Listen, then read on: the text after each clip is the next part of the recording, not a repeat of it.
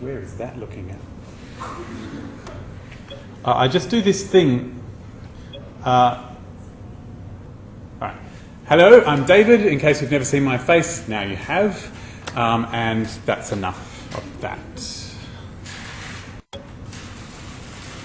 I do that because sometimes what happens is I meet people in the Maths Learning Centre and they say, oh, I was listening to this revision seminar. Says, yeah, I did that.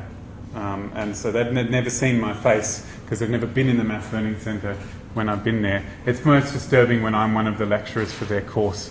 They haven't been to any of the lectures that but at least they've watched the videos, so I can't really begrudge them for doing that.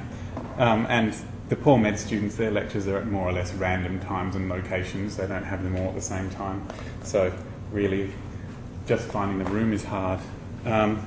So this is a BES revision lecture. It's the first one I've done for BES before, but I saw a lot of people this semester and I thought, you know, you might benefit from this. And when I rang up Vivian and she said she was at a funeral now, when she would normally be doing a drop-in session for you guys, it made me feel even better that I was helping her out because I really like Vivian. She's a nice person. Not all lecturers I feel the same about.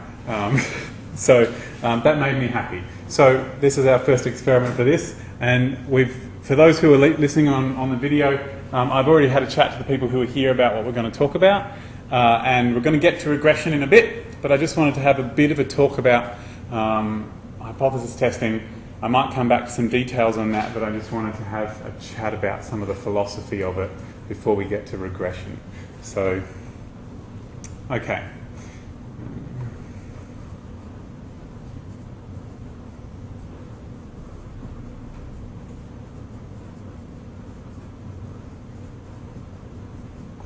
So I'm going to call this bit stats and how I think about it, just so you can have a bit of an orientation to how I'm going to talk about this. Statistics is the study of variation. It's about how things are different and how they're the same.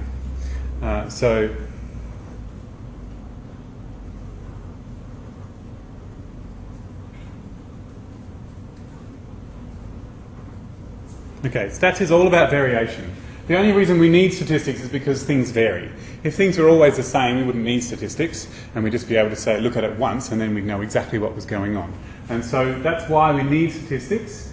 And statistics allows us to see the variation itself and talk about how things vary.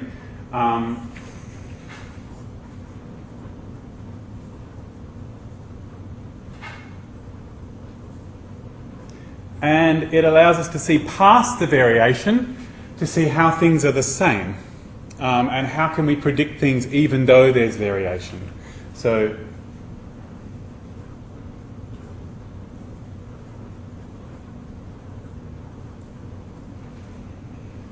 we want to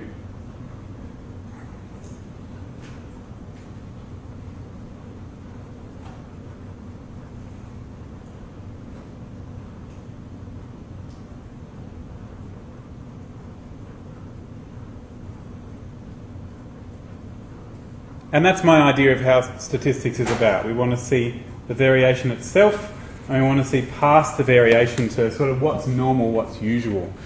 And that's the big idea of time series, which you've just finished in class in the last couple of weeks. You want to see the variation, you want to see what seasonal changes there are, but you also want to see past the variation to the trend. Okay? So somehow you need to see both of them and pull out, you know, how am I going to predict things even though there's variation, and can I predict them, can I talk about the variation itself? That's what stats is for. And almost all statistics is asking questions about how variables are related to each other. So some variables that you measure on things will be the cause, or at least will allow you to explain the variation in other things. So most stats questions, so we want to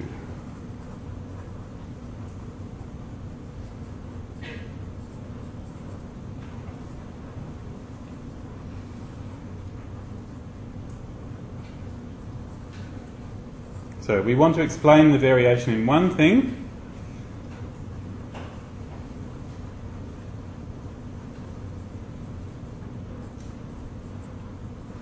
by some other factors. That's the ultimate goal of statistics. Okay, and that's how I think about it. And I think about all things in that way, whether it's graphs or hypothesis tests or regression. That's my unifying way of thinking about statistics. It's about variation. It's about explaining the variation in one thing by some other factors or measurements. So, the classic. Okay.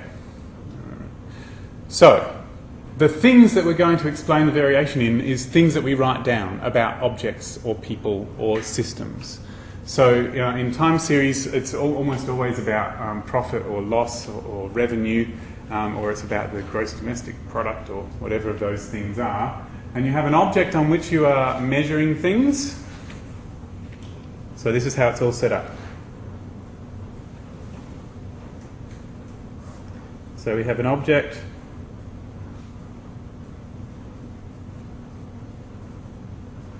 to measure. It might be a person, and you might measure, their age, the number of lectures that they came to, their grade in the exam, how many hours of sleep on average per night.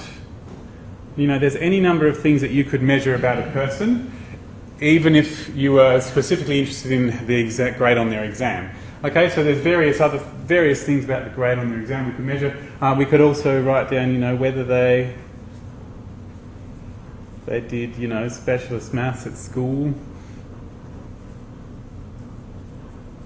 They're all things that we could write down about a person, which are all sort of related to how well you do in BES.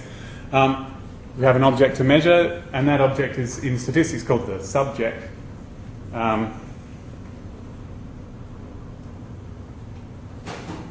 That's what they do. That's what they call it over in the maths and psychology and medicine courses. I don't know. Do they use that terminology here in BES? The subject of a study? Doesn't sound like it. Cool.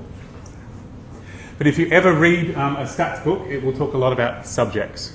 So there's a thing we're going to measure. It may be an entire country, right? It's my picture of Australia. And a calendar year. Could be a year in Australia in which we could measure the current interest rate, the population, whether it's an El Nino year. Okay, any number of things we could write down about a country and the gross domestic product. Okay, we could write down various things about that too, and we could write down what year it is. Okay, they're things that we can measure. This may seem stupid that I'm talking about this so much, but probability in particular is very important to figure out what object you are writing information down about. Okay. Or it could just as easily be a household, right? And the household might have a number of people, total income, and various other things. Okay? Right. So to a statistician, or an I don't even know the word for a person who does econometrics, but an econometrist. Anyway, to a statistician, every object is just a source of variables. They don't see people, they just see people walking around with arrows coming off them that say them things that we're going to measure on them. So every object is just a source of things that we could write down, and that's the beginning. And the next stage is that anything that we could write down about an object comes in two basic flavours. I'll do this in a different colour. There are two different kinds of variables. So a variable is anything that we could write down, and it could come in two different flavours. There are categorical variables. Is that what they call them here, or do they call them qualitative? Either or. Either or? Sweet. Categorical is easier for me to say, so I will say that. And there are what I call numerical variables. Do you call them quantitative in this course? Okay. So So we have an object to measure.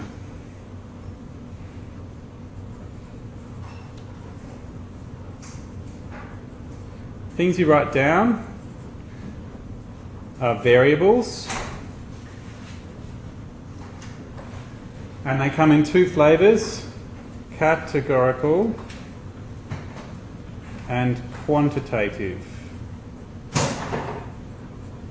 Now, whether they're categorical or quantitative, there's usually even more finely grained differences between them. There would be nominal and ordinal. Do they have that in this course? Okay. And quantitative comes in discrete and continuous. I'm not going to talk about that right now. If you want to talk about that, feel free to come and chat to me. Because your decision about what statistics to do the discrete and continuous is not relevant, actually. It's just categorical or quantitative.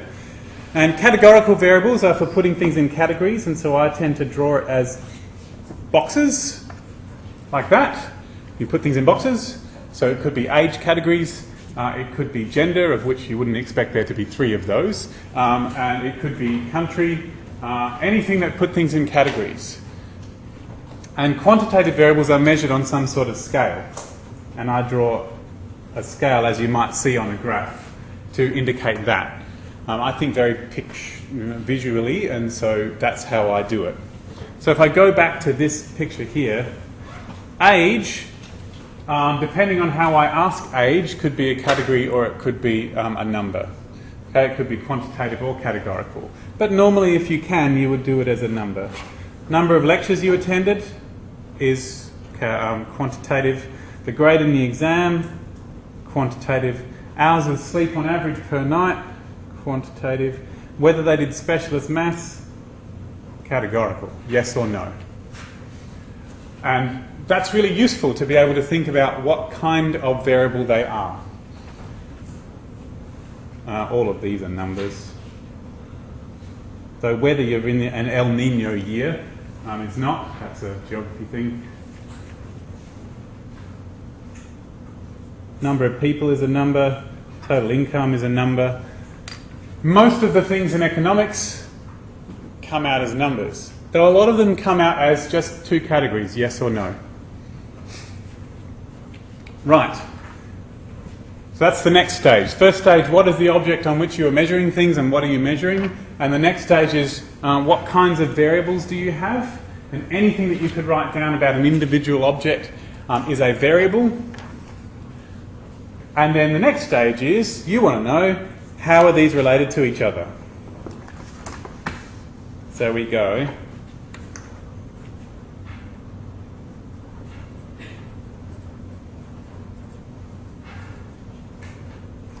The next thing is you want relationships.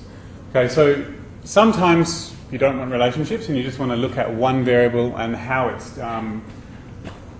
changes, and I'll talk about that in a second, but mostly you're interested in relationships. So for example, you might be interested in your exam grade, which is a number, and how it's affected by, say, the number of lectures you attended,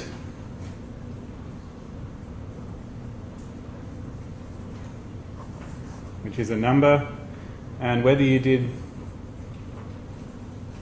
specialist maths, which is a category. And we're interested in about how both of those things affect the exam grade. I could expect them to be causing that, but statistics is not going to tell me whether things cause things, it's just going to tell me whether they numerically seem related. But it may be that the more lectures you attend, the better your exam grade is. It may be that whether you did specialist maths makes your exam grade better. Then again, it might not. And we're interested in how these things are related. And that's what statistics is for, to try and investigate those relationships. Cool. Okay, so for most of BES, you're interested in how one thing affects another thing. Okay? You'll be interested in that, how the number of lectures you attend affect your exam grade, and you do ordinary simple regression for that. Or you might be interested in how whether you did specialist maths affects your exam grade, and you would do a t-test. So most of the hypothesis testing you've seen is about the relationships between one variable and another variable, And then right near the end you started to do multiple regression, where you have multiple things simultaneously affecting an outcome. So the moment you have more than one thing affecting the outcome, that's what multiple regression is for. So that's the idea behind it. And regression is actually a very general thing which can allow you to see how any variables affect other variables. And if you talk to people who are doing honours in econometrics or in a maths degree who are doing the statistics courses, they'll tell you that everything is really regression. So from a statistician and an econometrics point of view, it's all about the relationships. But I should point out that sometimes we're not really interested in relationships. We're interested in just a description of a single variable, knowing more about how the variation in a single variable.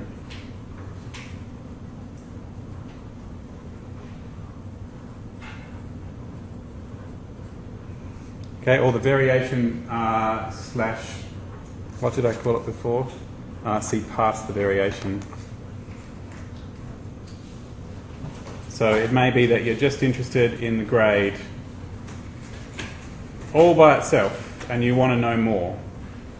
That's supposed to be a question mark. Okay, that's my philosophy. And so, here we come. Statistics, that's all well and good. Okay, but the problem is that the very thing that we're interested in, which is the variation itself, makes it hard because we can't always tell how one thing is related to another because the exam grade varies so much that we just can't tell. And we need a way of finding out whether we have enough information to tell if one thing affects another, or if there's just so much variation going on, even if you've taken into account whether they did specialist maths, and even if you've taken into account the number of lectures attended, there's just so much variation you just can't tell. Or people who only attended a few and people who attended all of them, they've just got such widely varying grades that you just, who knows? Maybe for some people it makes a difference, but on average it doesn't. So you need some way of making that decision of whether something is related to something else. And that is what hypothesis testing is for. Okay? It is a way of turning all the data you have into a single number that will help you make a decision of whether something is related to something else. So, now we're up to it. But this philosophy here helps me think about probability as well. And we'll get to that, possibly.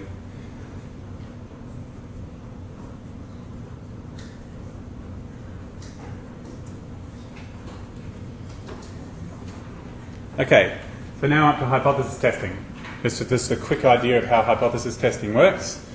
Hypothesis testing is a way of answering a yes or no question.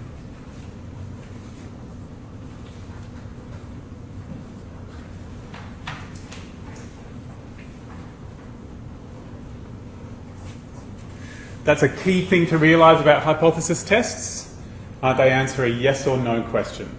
That is all they answer. If your question is not a yes or no question, it cannot be answered by hypothesis testing.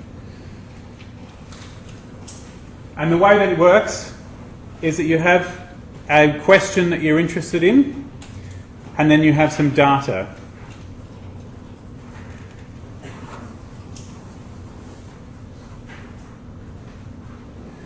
Okay, and your data is made up of all your little individual people or businesses or whatever, and they've all got their numbers.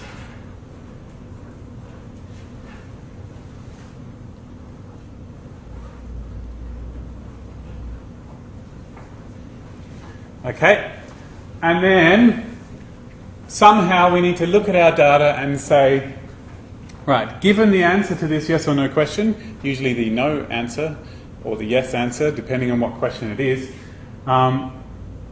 given one of the answers to that question, how likely is it for me to observe this data, given that that really is the answer, and that's too hard. And so what I do is I turn all my data into a test statistic.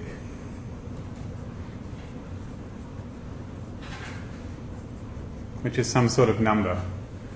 And I ask via some sort of calculation, which our forefathers, actually mainly one of them, Fisher, in about the 1920s, who invented most of modern statistics. You turn it all into a test statistic, which is a number, and you ask yourself, how likely is this number given a particular answer to my question, which is the null hypothesis. And so I say, if the answer really is whatever the answer is, how likely is this number or worse? That's the question that I ask myself.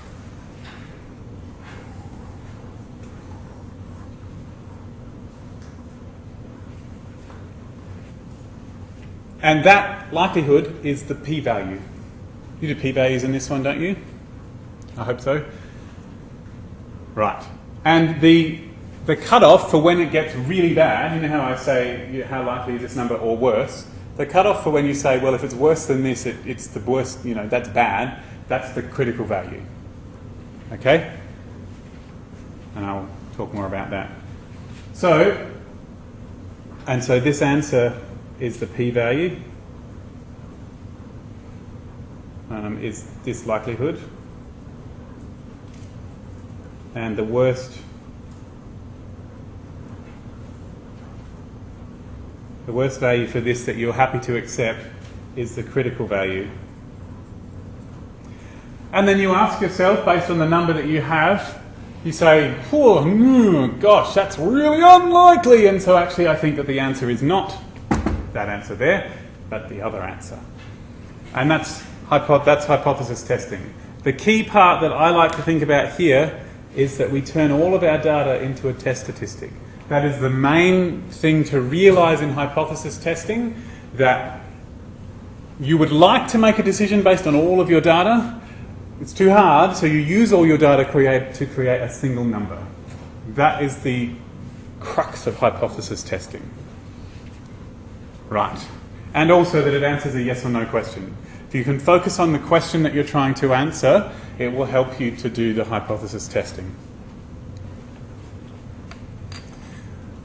The fact that it is a yes or no question, you need to focus on the question that the statistics is trying to answer, tells you that statistics is like at least half a grammar problem. So you have to read the grammar of the question that you've been asked to figure out which bit is the variable, which bit is the object under study, and which bit tells you what the answer to what the question is that you're trying to ask. And sometimes the grammatical construction of statistics questions is very complex, and so do be careful when you read it to figure out what goes where in a sentence, because that is the main thing that I do to help me answer these questions. That's the philosophy of hypothesis testing. The problem is that if you have different kinds of data, then the sorts of calculations you can do to produce a test statistic are different sorts of calculations.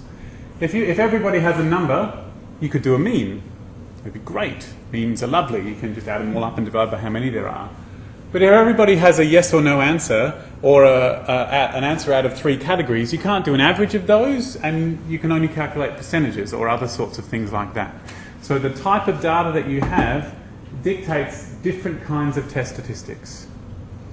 And that is the major key for realising why sometimes you do a chi-square test and sometimes you do a t-test. It's because the kind of data that you have is a different kind of data, and it's set up differently. Okay, that's the philosophy of that. Now I really will talk about regression.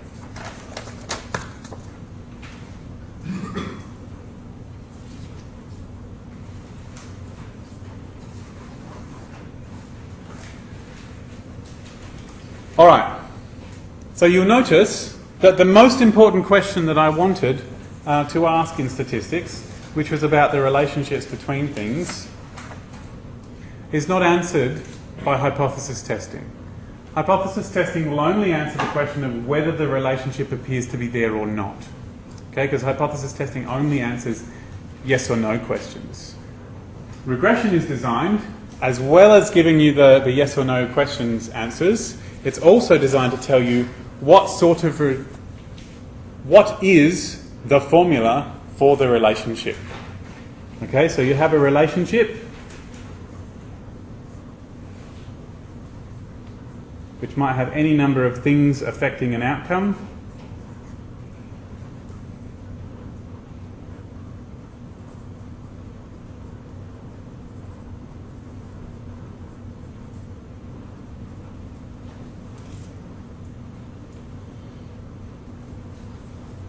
So regression answers the question, what is the formula?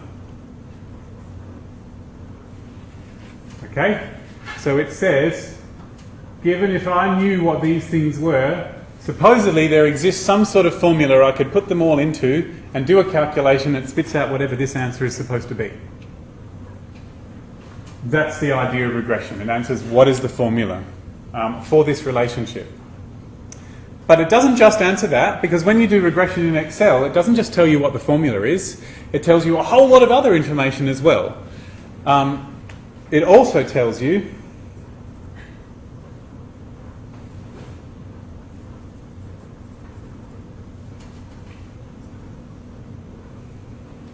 is the relationship there? So, what's the formula is the aim, the big aim, but it also tells you, is the relationship there at all? And you'll see this question of, is the relationship there, is a yes or no question, which is what hypothesis testing is for.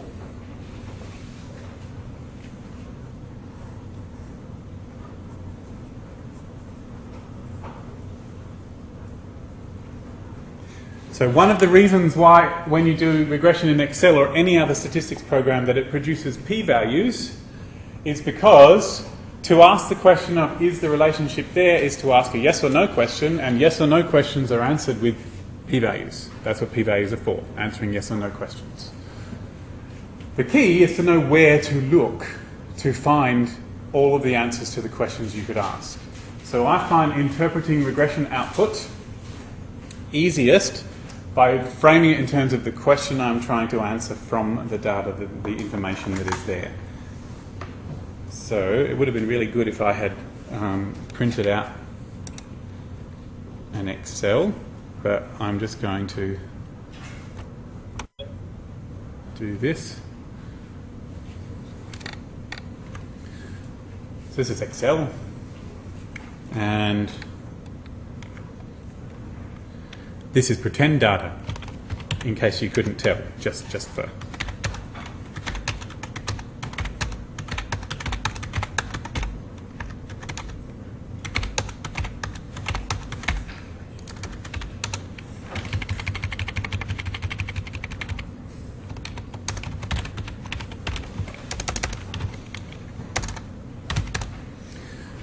Now, I'm going to do this. Do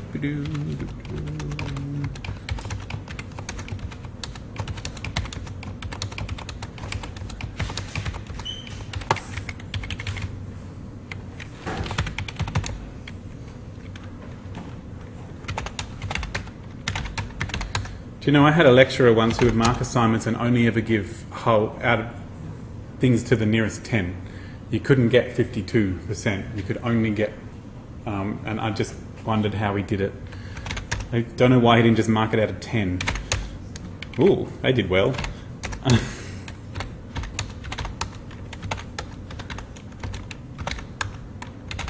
Okay, so this is some random pretend data, and my idea is that I would like to use the age and whether someone did specialist maths to predict someone's grade. Now I have their actual grade, so my question is not about these individual people because I know what their grades are.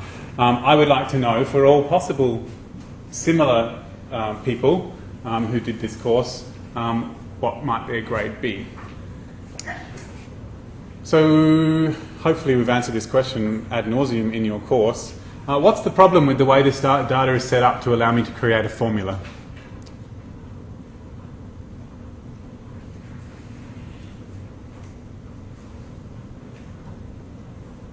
Making a formula that includes specialist maths and age and produces the grade when I put everything in.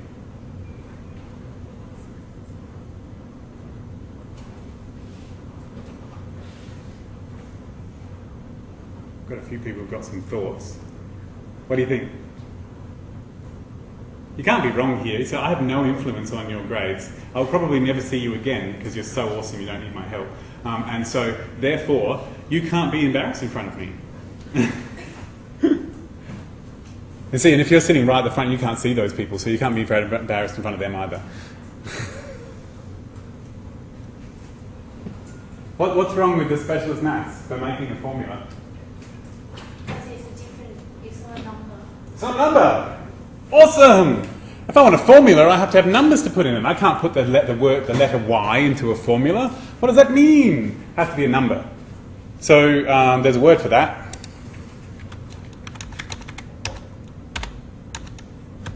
Whoa. Really, yes. And that's called a dummy variable. I hate the word dummy variable, but anyway, it's called a dummy variable. You're replacing the categories that you have with numbers. And 0 and 1 is the classic, because 1 means yes and 0 means no.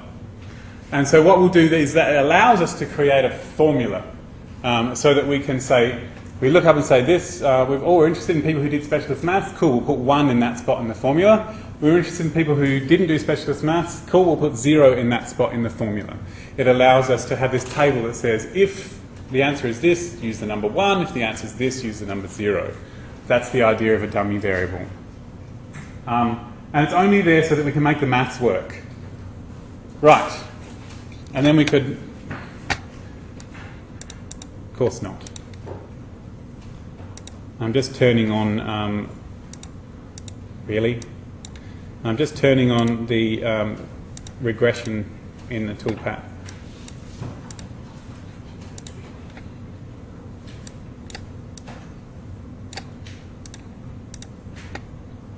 That's my Y. Then my X's. Yes, I do have labels. Oh, stick it in a new worksheet? Sure.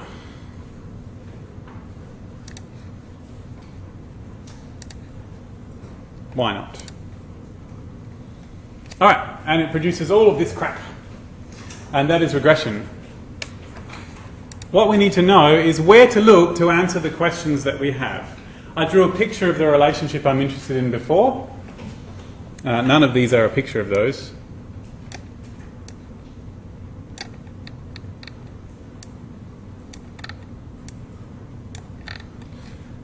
I drew a picture of the relationship I was interested in before. I'll go back to my document camera.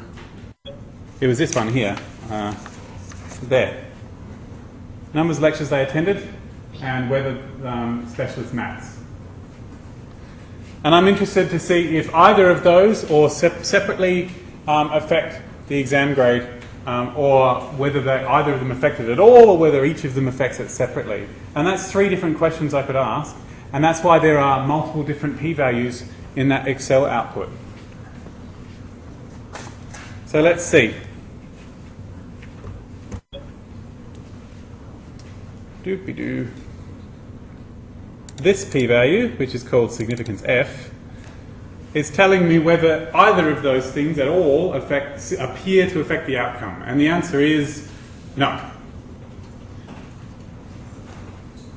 So normally the cutoff is 0.05 for a p-value. The smaller the p-value is, the less happy with the idea that the answer is everything's the same. So that one there tells me whether either of them affect it, and the answer is no. So I could probably stop there. And it's hardly surprising because I just randomly made up crap data. It's not like it had a relationship to begin with. And then that's why it's not coming up with anything useful. This p-value, see that row there? That's for age.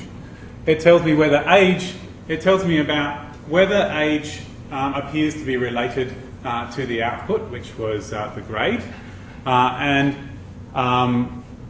how strong that relationship is. And so I look over here and I find the p-value, and the answer is nope, age is not related to the output because that p-value is huge, 71%. And then this row is about whether specialist maths makes a difference, and ooh, we're getting close. We've got a small amount of evidence, it's sort of just above 0.05. So we've got a little bit of evidence to suggest that specialist maths appears to be related, but you know, it's just made up data, so it's not really there. So that's the idea. Each part, there are 4, this p-value here is telling us whether we think that on average people have a grade. And that's not 0, which you know could be actually. Whether the grade, the average grade isn't 0, and we don't have much evidence for that. But I hardly had any data 13 is not very many. Most statisticians will tell you if you want to see the relationship between two things and an outcome, you need at least 20, 10 times as many as there are explanatory variables. So the ones that we're most interested in are these two and this one. This one is overall. Do either of them at all seem to affect the outcome? Not really. And these two are about whether they individually, does age affect the outcome, does specialist maths affect the outcome. But be very careful about the way that you say it, because saying does this affect the outcome seems to say that it causes, but we're not allowed to say that because statistics doesn't tell us any of that information. It just tells us whether things seem related. So you can say there does not appear to be a relationship between age and grades. Okay, that's the general idea. So what I'm doing is I'm going from the general to where you should look for things to some of the specific stuff. Because one of the things that's done in BES is that you keep being asked really very specific information about some of the mathematical background that goes with this. So now I'm going to talk about the way that we go about getting that test statistic.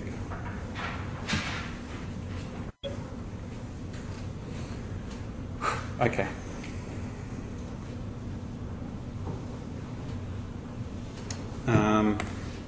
As far as I can tell, you weren't told all that much about how the F statistic was produced, as far as I can tell.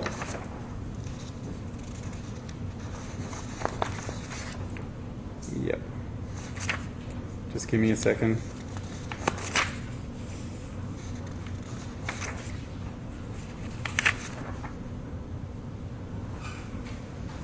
Okay.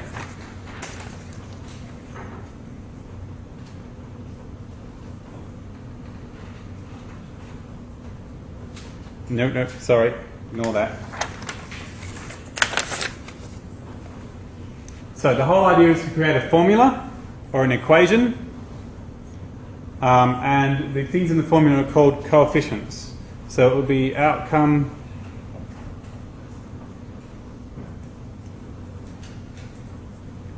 plus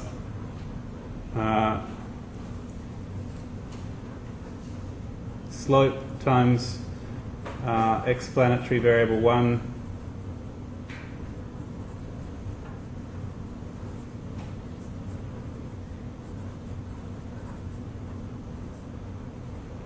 etc. I don't think you're ever expected to do more than 2 or 3 at a time in this course. So when there's only one of them, it's called simple regression, not because it's easy, but because it's simpler than when there's 2. And normally you see this as something like this.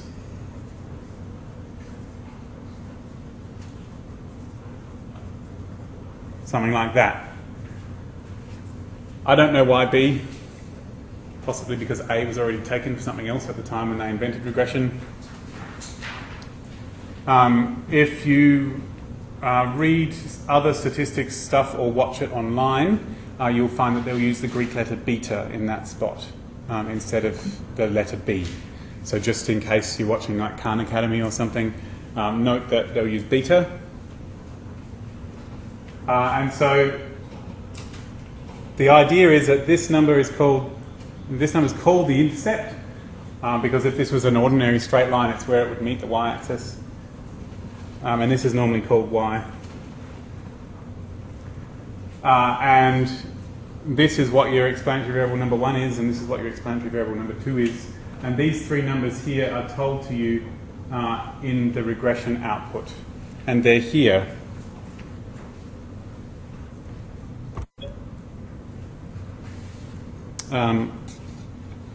There, under coefficients. Those are the numbers that we're looking for.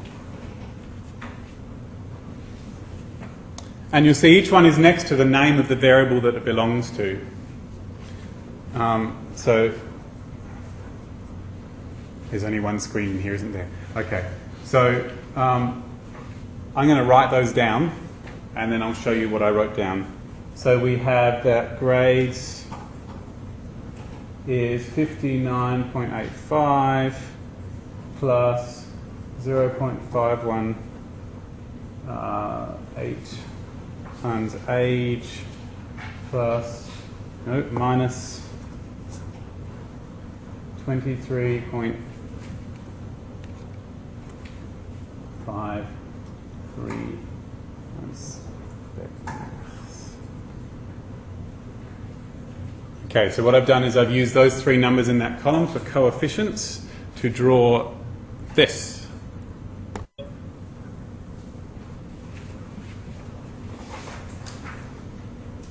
So these numbers here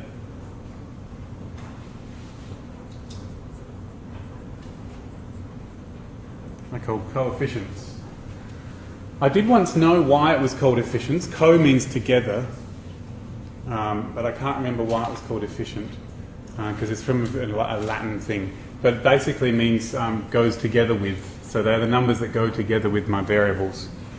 And so this is saying that the grade is 59.85 plus 0.518 times age minus 23.53 times specialist maths.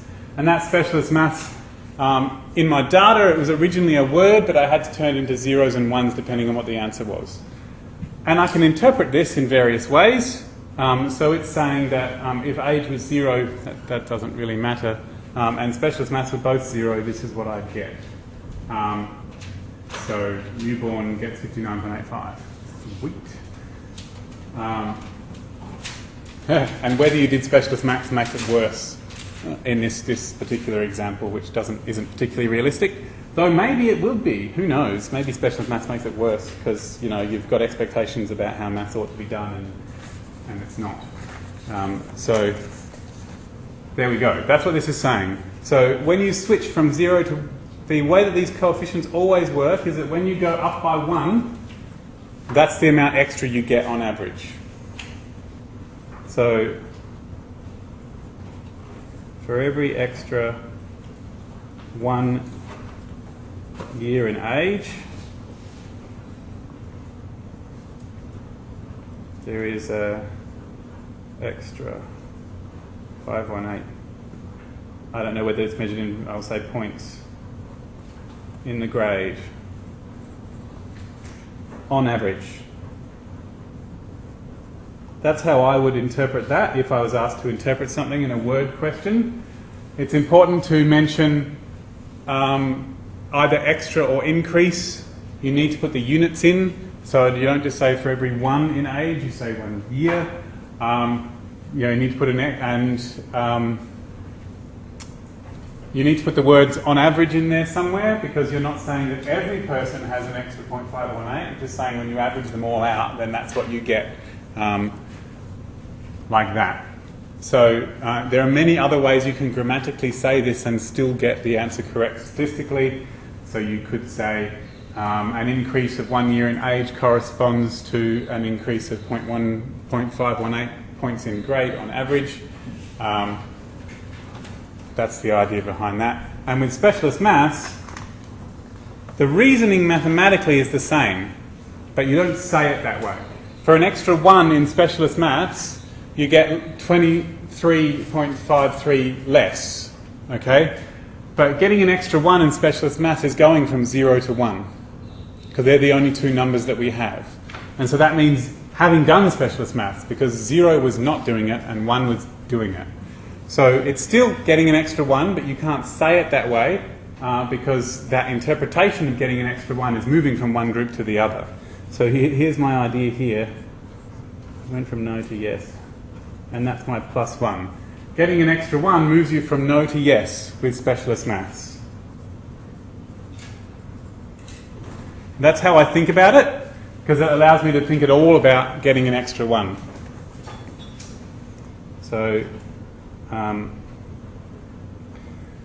So I won't say it this way, but moving from not having done specialist maths to having done specialist maths loses you 23 marks. But it's not really that, because people can't suddenly change their history and not do specialist maths or do it. So you need to say it in a slightly different way. Somehow you need to say you either say moving from the group of people who have not done it to the group of people who have will reduce the average grade by 23. Or you can say on average, those who, that's a good one.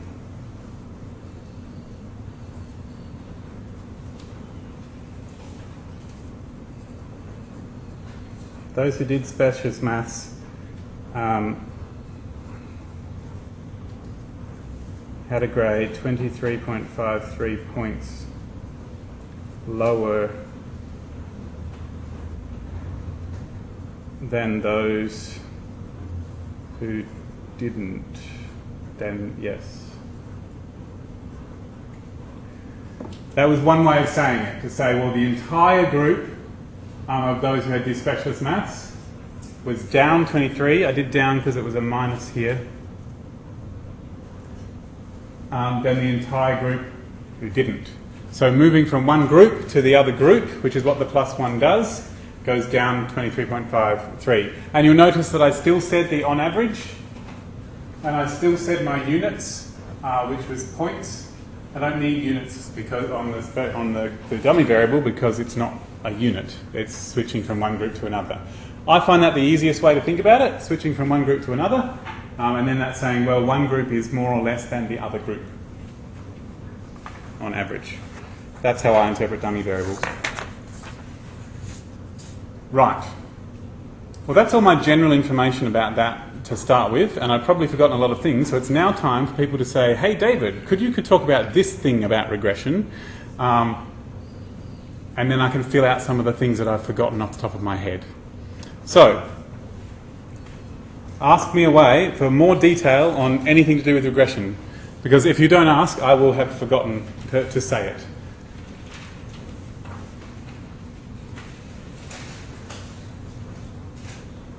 I've got one. I haven't done the actual hypothesis test yet. Right.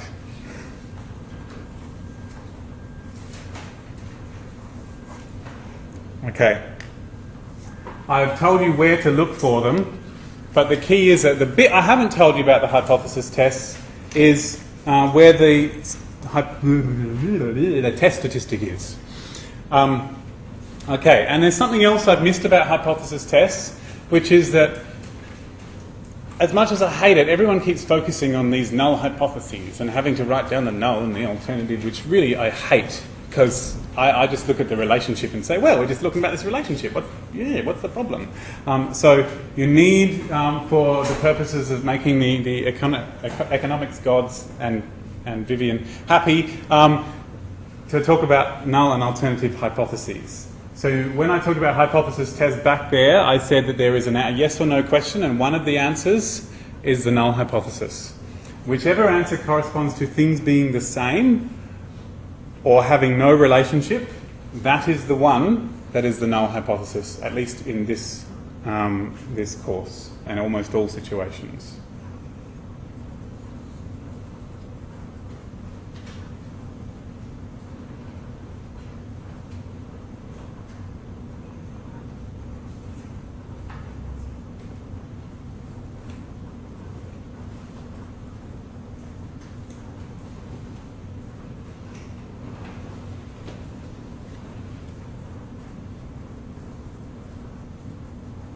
So the null hypothesis is about things being the same or having no relationship. And no relationship is really about things being the same as well. Things are the same regardless of what age is. Okay? Things are the same regardless of whether you did specialist maths. That's the null hypothesis. Okay? It's about things being the same. And the null hypothesis is also has to concern a specific number that describes your situation.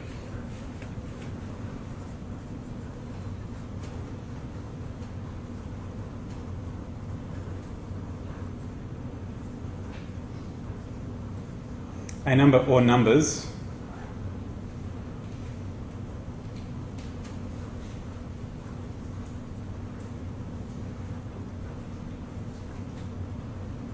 so they're the two things that go together to help me decide what the null hypothesis is. It's about things being the same, and it's about a number that describes the situation. In regression, the numbers that describe the relationship between one variable and another are the coefficients.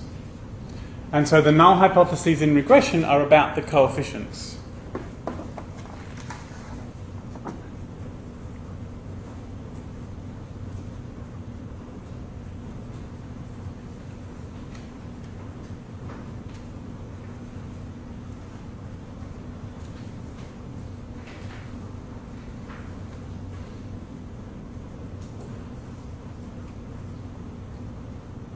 numbers that describe the situation are the coefficients.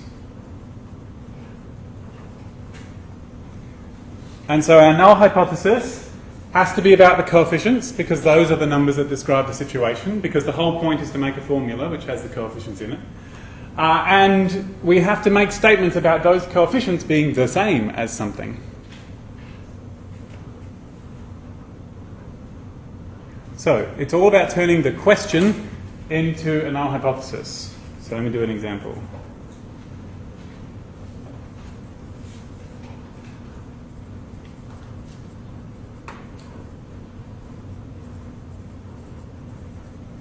Is there a relationship between age and grade? That's my question.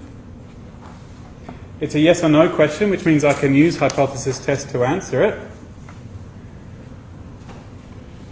And I can say, well, the relationship between age and grade is all about the coefficient of age in the grade equation. And so the coefficient of age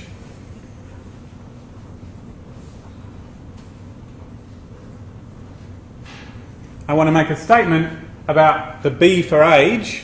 You can call it B1 if you want, but it's easier, I call it the B that goes with the name of the variable. The B for age has to be equal to something.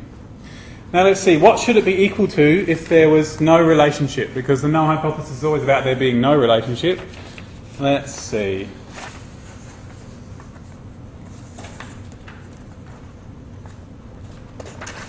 If there was no relationship, then age shouldn't be in this formula, because it doesn't have any effect on grade.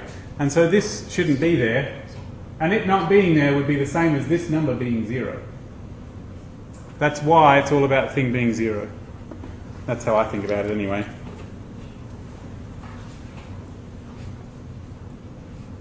Right. So our question is there a relationship between age and grade? And so the alternative is that there isn't.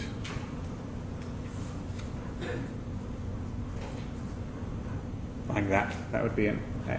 Right. Not a 9. Really should use capital letters, but anyway, that's not how it's done. Okay.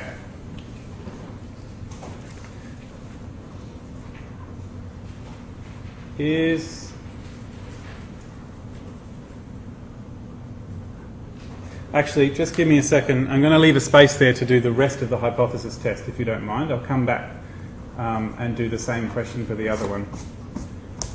Okay, so when I said hypothesis testing, the whole idea was to turn all of your data into a test statistic, and the test statistic that goes with this sort of question is a T.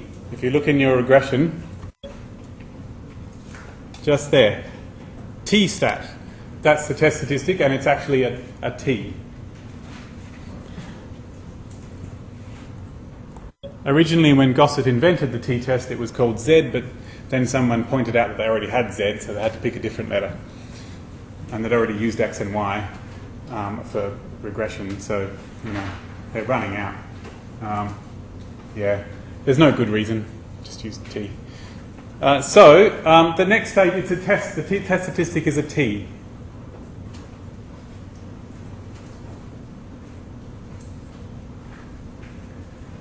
Now, in Excel, it figures out what the T is for you.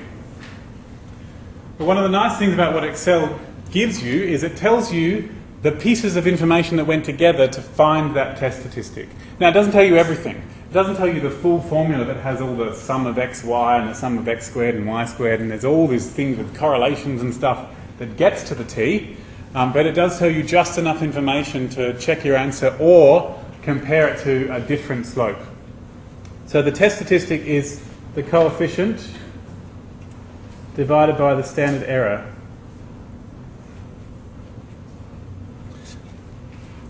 And technically it's the coefficient minus the null version of the coefficient. Because if I wanted to say, is the relationship exactly of strength 2, you know, does 1 year of age put your grade up by 2 points, I could put the number 2 in that 0 spot, and that would go here. I ask this, I tell you this, because Excel automatically does the one where null is 0. Okay? It automatically does the one where null is 0. It can't possibly do all possible numbers in that spot. And to be fair, almost never do you care if it's some other number. It's almost always about whether it's 0. Except in BES exams where they keep asking you to say, is it 1? Okay? So we'll do an example of that in a second. And so when we go and look up Excel, the numbers there in that column were 2, let's see, the one for age was 0.517.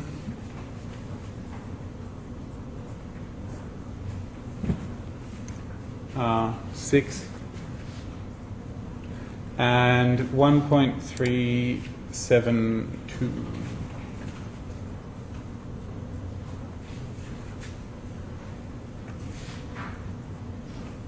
Chuck enough decimal places in your calculator to make it come out to the right answer without rounding problems. And if you divide those two, you really will get the t statistic.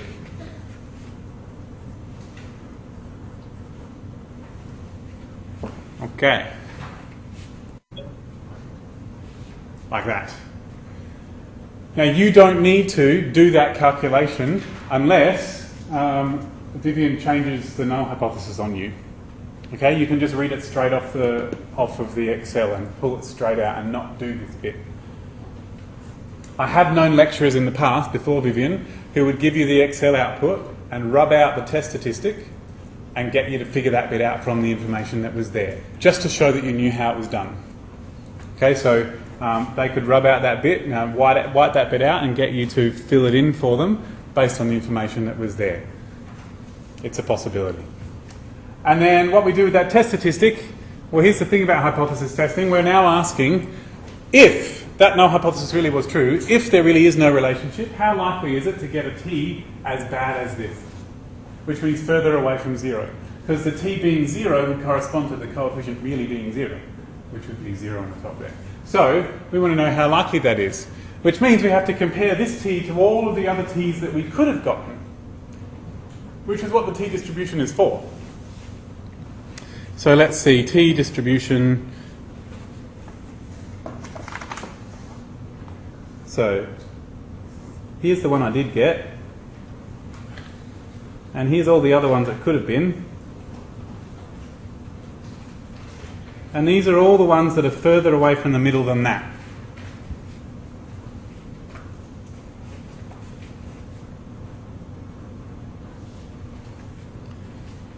So there are many ways of dealing with this.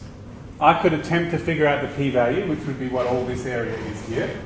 And I would need to go and look that up in the t-table, which I conveniently have actually.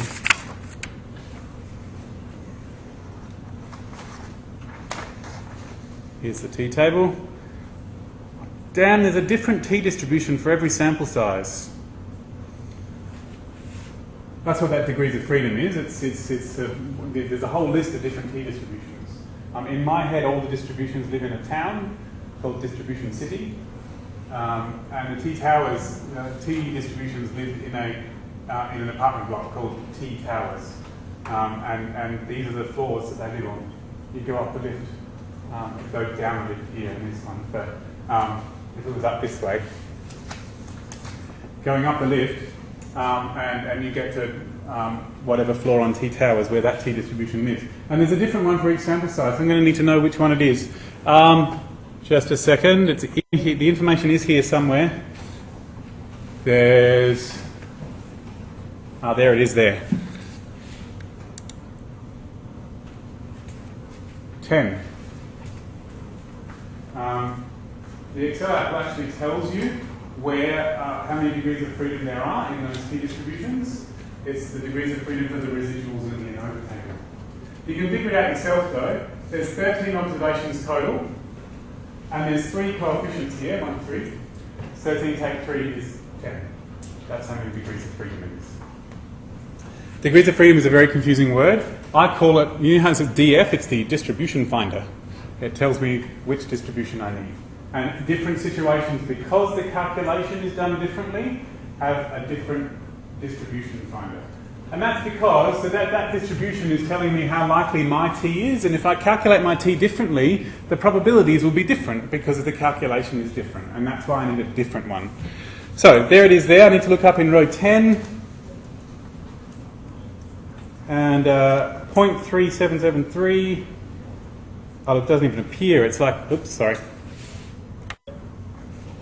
So here we are in row 10, 0.3773, not even on the list, it's on this side of the list here.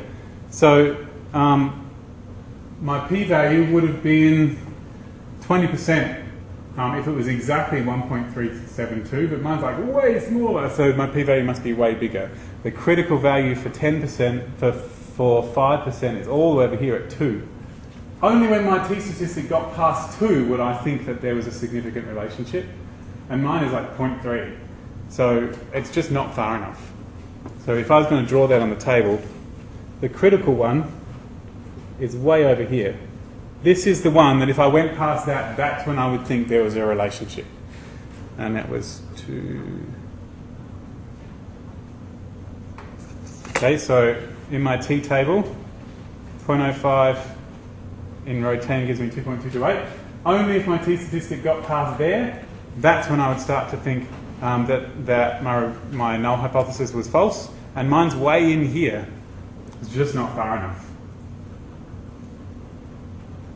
Alternatively, I could use a computer to tell me exactly what this area here is, because this 2.228 is the one that gives me an area outside of exactly 0.05, and my area is like way bigger than that. And the computer has told me that that area is 0.71. It's huge. It's like 70%.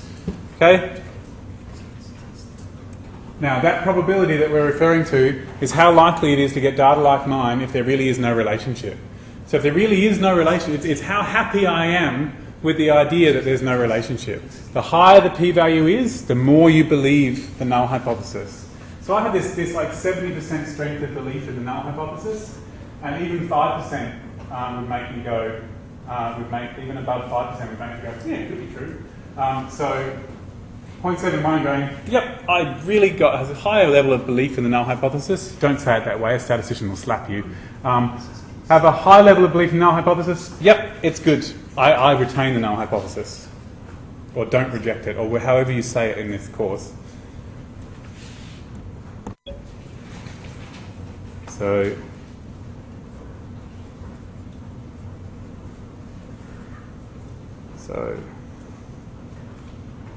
you can say one of two things. You can either say, now because we're reading it off of the Excel output, best is to use the p-value because it's quicker than looking up a bloody table.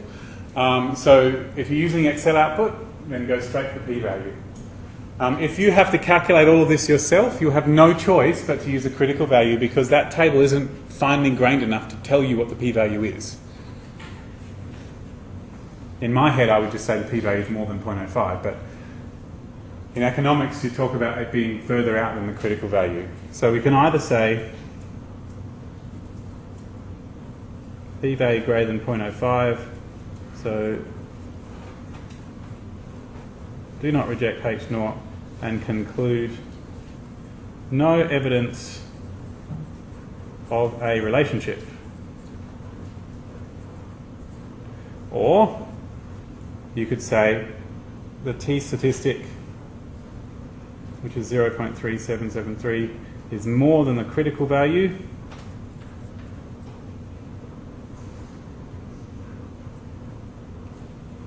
Sorry, less than.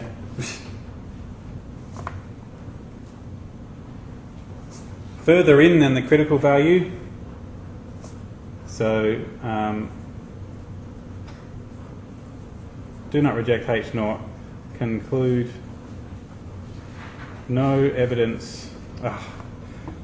You might notice that in my dyslexic state, when I'm trying to write quickly, I will write a random word, a random letter in the middle of a word rather than the one that I'm supposed to write next. No evidence of a relationship.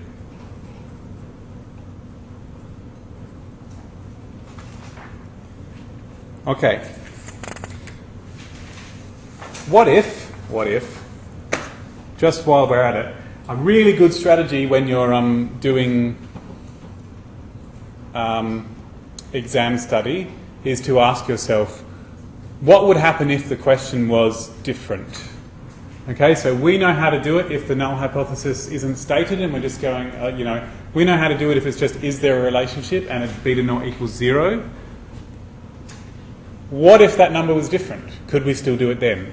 And that's the sort of question you should ask yourself often when you're studying. Sometimes the answer is, oh, that's not part of the course. Okay, and it's a great question to put on the discussion board for Vivian to answer.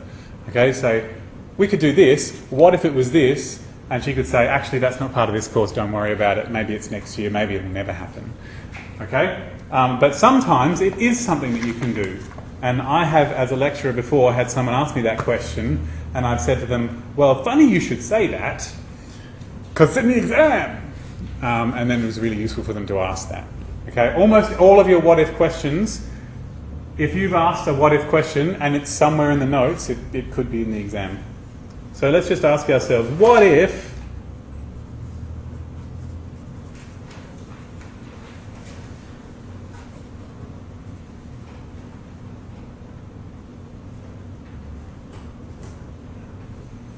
it was beta 8, not beta, sorry, there you go again.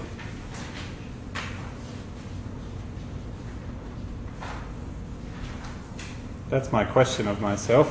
What if it was B age equals 1 in my null hypothesis?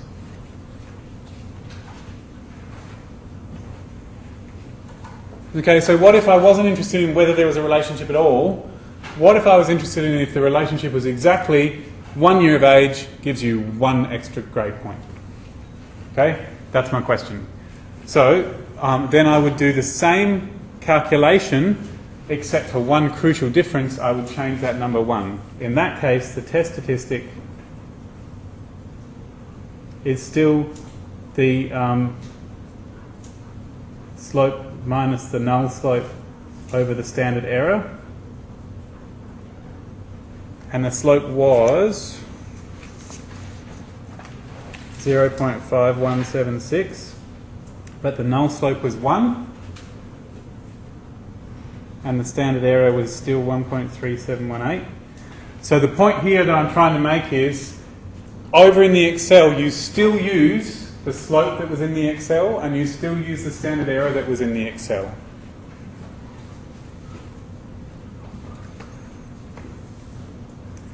And then we figure out what that is. I'm just going to get my computer to do that.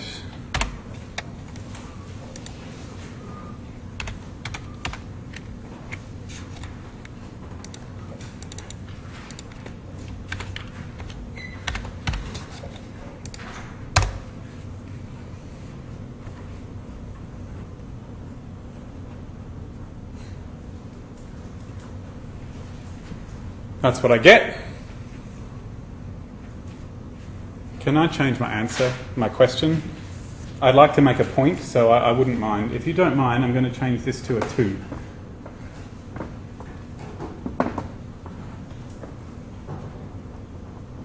Just so I can make a point about the answer.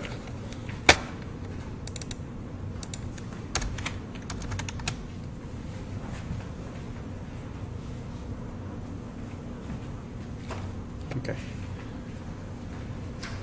Again, I'll look up my t-distribution. 0 is always in the centre, and this time my test statistic is over this side. That's an 8.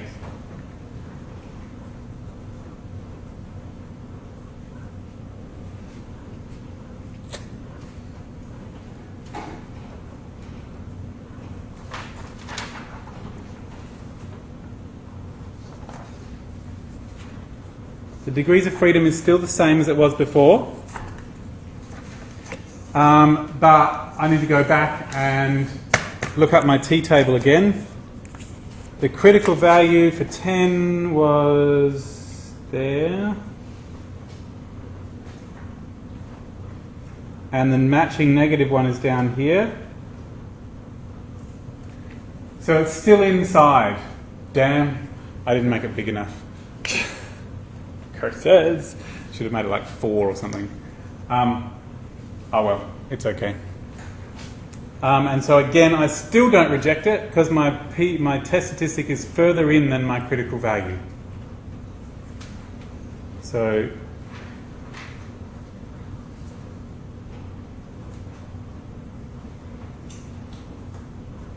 now I think the way that your lecturer would probably prefer you to write it is the absolute value of my test statistic is 1.08, which is less than the critical value.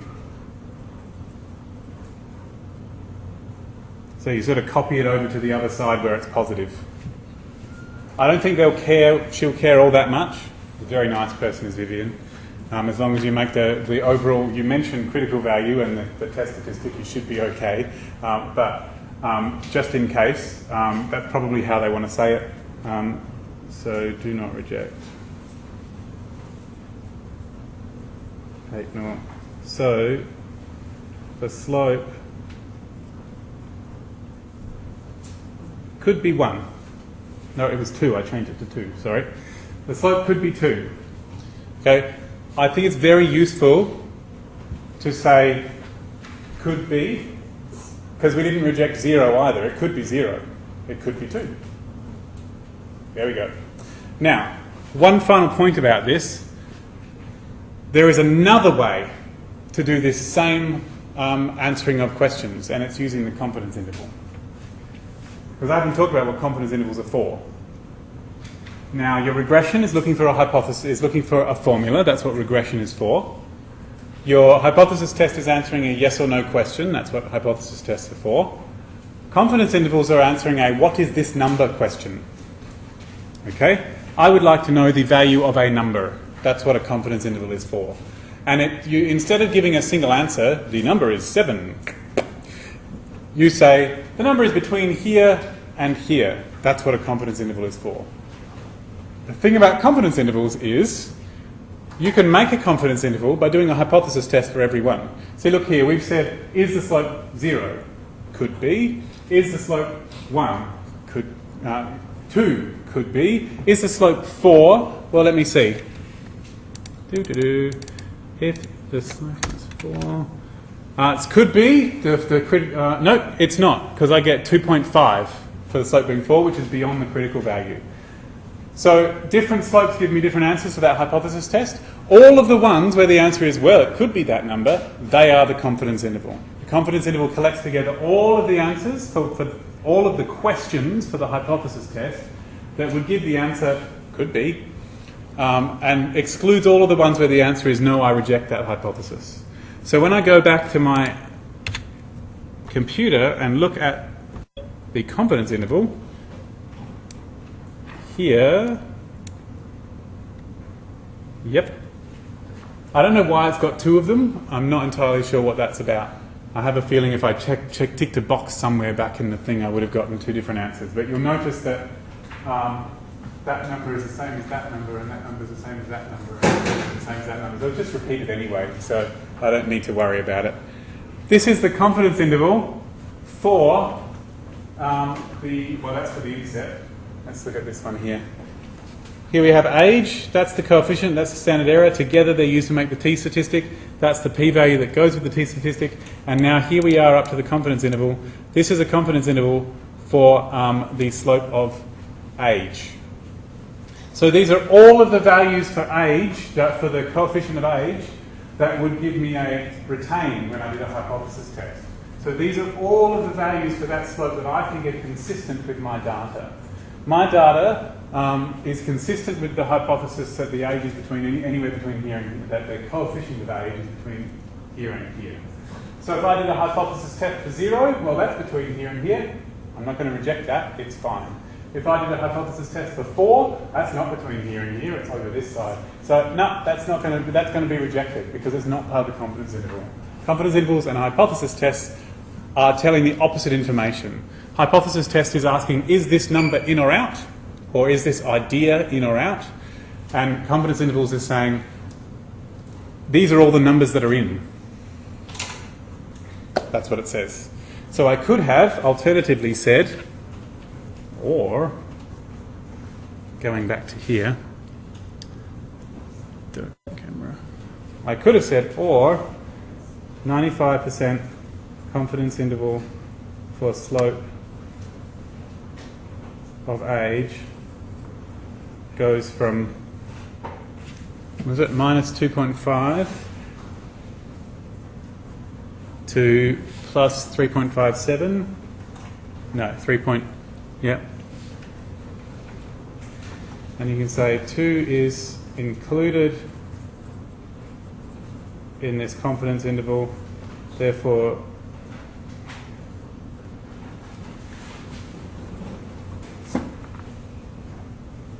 the slope could be 2.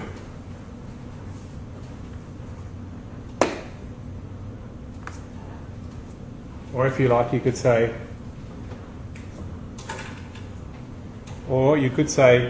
a slope of 2 is consistent with our data.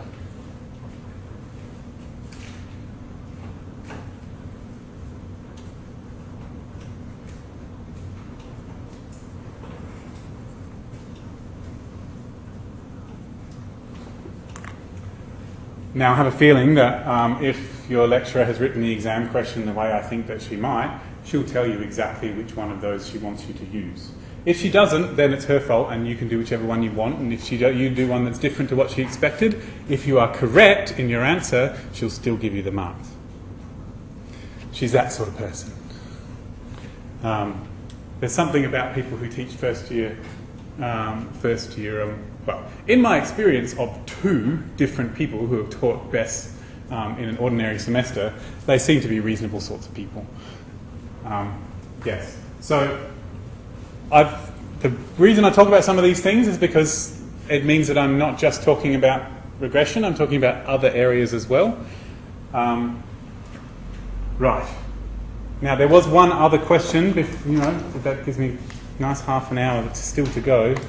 There is one question that I haven't asked of my regression, which is there a relationship with any of those variables at all?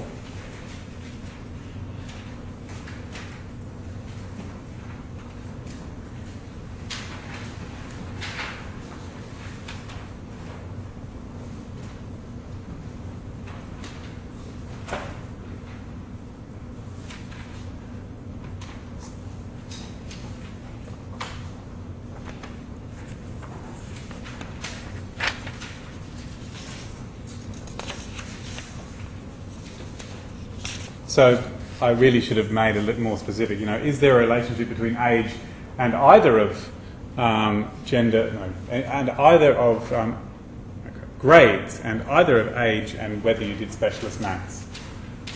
Well, there is a p-value for that too.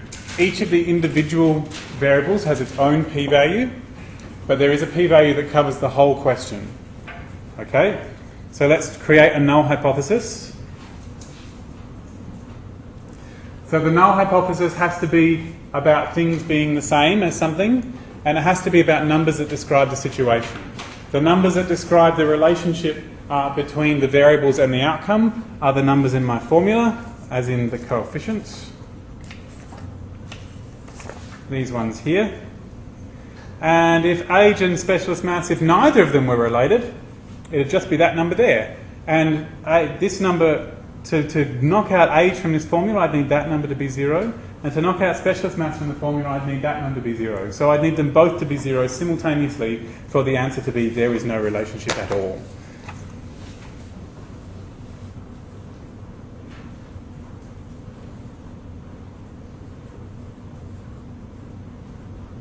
So the B for age and the B for spec maths are both 0. Your lecturer probably writes that as that B age equals B spec maths equals 0, which is fine.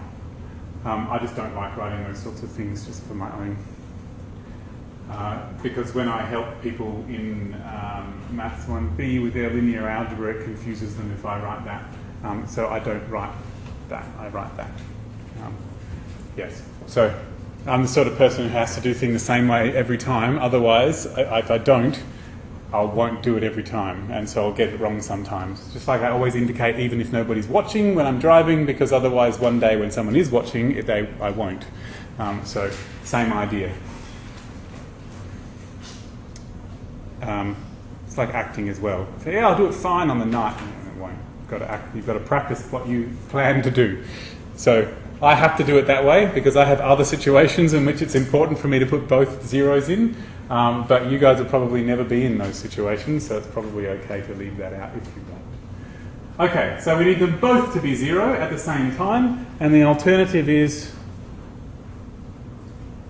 B age and B spec maths are not both 0.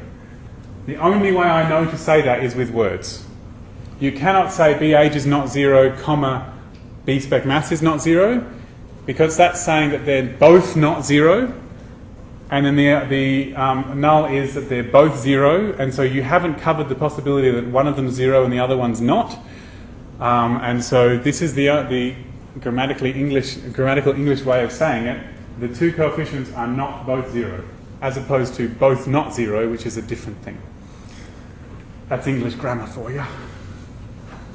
The alternative, you could say if you wanted, B age is not 0 or B spec maths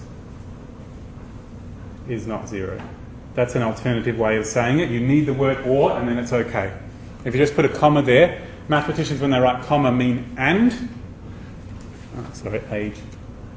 When mathematicians write a comma they mean and, so you need to put the word or so that it's correct.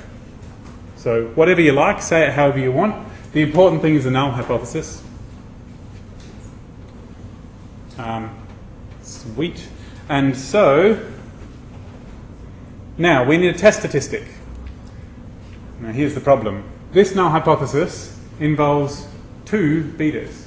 If I was looking at B's, if I was looking at a single B, the T statistic does that. If I was looking at two B's simultaneously, okay, my calculation has to be different because I'm looking at something different. My question is different, it involves two different B's.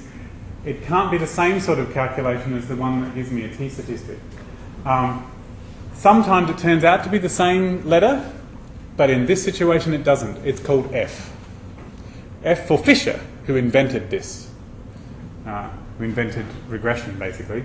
So Fisher invented or discovered the F distribution, and so we have an F statistic.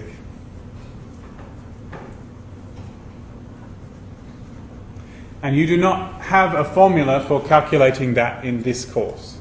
If you do econometrics 2, they'll tell you the formula. But still, even in econometrics 2, mostly you'll get the computer to do it for you. So, don't stress too much. It's called F after Fisher, who invented it, and we'll go looking for it. Here it is. It's just there. 1.982.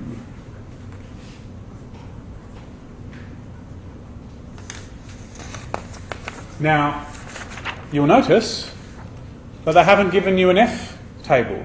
They've given you a Z table and a T table and a chi-squared table. Presumably, and there is, an F table somewhere. You could go and look up the critical value for F and find that p-value, well, not that p-value, but find the critical value for F yourself. But you're not expected to do that in this course. You're going to rely completely on Excel telling you what the p-value is. But you could, if you had an F table, go and look it up. So, and the p-value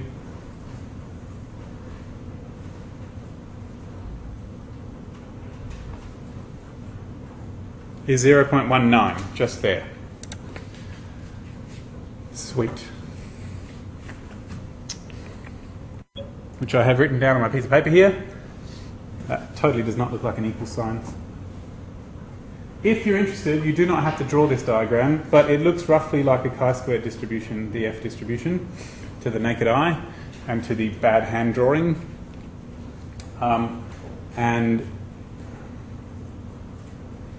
It's not two-sided, it's one-sided. It is actually, in regression, the null hypothesis corresponds to 0 down here, and it's not actually possible to get negative numbers, and so you only have one side. So you can imagine there's another one over here which you're not using. Anyway, So my p-value is above 0.05, and so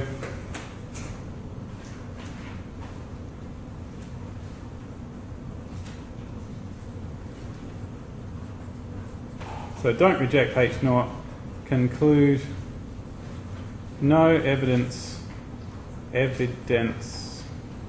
of any relationship.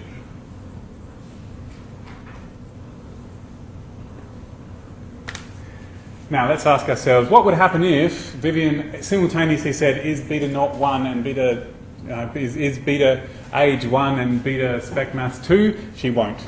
Okay, you just don't do that. It would technically be possible, but I don't know how. So, yeah, it'll only ever be, is there a relationship at all with any of the variables? And you'll go looking in that spot in the regression output.